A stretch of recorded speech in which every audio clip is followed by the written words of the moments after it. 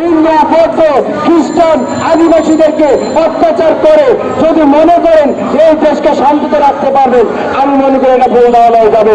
আজকে আদিবাসীগুলো হামলার কারণে সারা বিশ্ব থেকে নিন্দার প্রস্তাব জানাচ্ছে, এটা বাংলাদেশের জন্য সুখকর হচ্ছে না।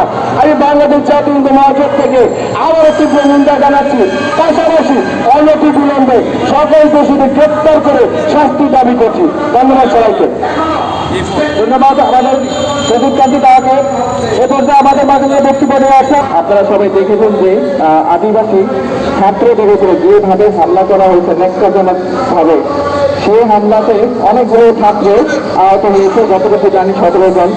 আর একটা মেয়েকে পিটিয়ে তার মাথা ফাটিয়ে দিয়েছে, তার পা ভেঙে দিয়েছে, যতটুকু জানি।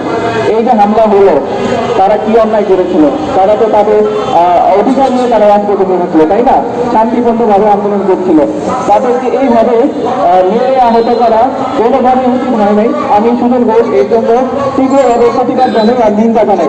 আমাদের অন্তর্বর্তীকালীন সরকারের উচিত আমাদের আদিবাসী যারা আছে, যারা সংখ্যালঘু এদেশের মাইনরিটি, তাদেরকে তাদের সমান অধিকার আর তাদেরকে সেই অধিকার থেকে যেন বঞ্চিত না হয়। আর তাদের আদিবাসী সম্পদ যেটা গ্রাফিটিজের নবম দশম বই থেকে তুলে দেওয়া হয়েছে, সেটা যেন আবার সংযুক্ত করা হয়। আমি এই দাবি জানিয়ে আমার বক্তব্য শেষ করেছি। ধন্যবাদ।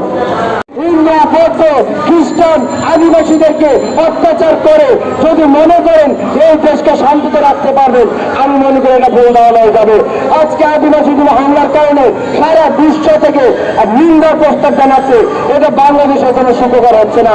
আমি বাংলাদেশ জাতীয় হিন্দু মহাজোট থেকে আবারও তীব্র নিন্দা জানাচ্ছি। পাশাপাশি অনতিবিলম্বে সকল দোষীদের গ্রেপ্তার করে শাস্তি দাবি করছি। ধন্যবাদ সবাইকে। ধন্যবাদ আমাদের প্রদীপ কান্তি দাকে।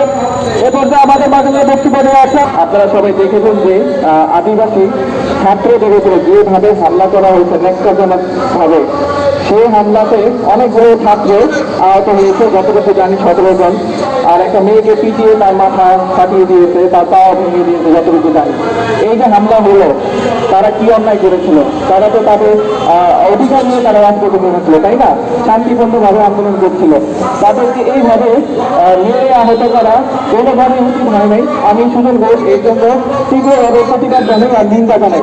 আমাদের অন্তর্বর্তীকালীন সরকারের উচিত আমাদের আদিবাসী যারা আছে, যারা সংখ্যালঘু এদেশের মাইনরিটি, তাদেরকে তাদের সমান অধিকার আর তাদেরকে সেই অধিকার থেকে যেন বঞ্চিত না হয়। আর তাদের আদিবাসী সম্পদ যেটা গ্রাফিটিজের নবম দশম বই থেকে তুলে দেওয়া হয়েছে, সেটা যেন আবার সংযুক্ত করা হয়। আমি এই দাবি জানিয়ে আমার বক্তব্য শেষ করেছি। ধন্যবাদ।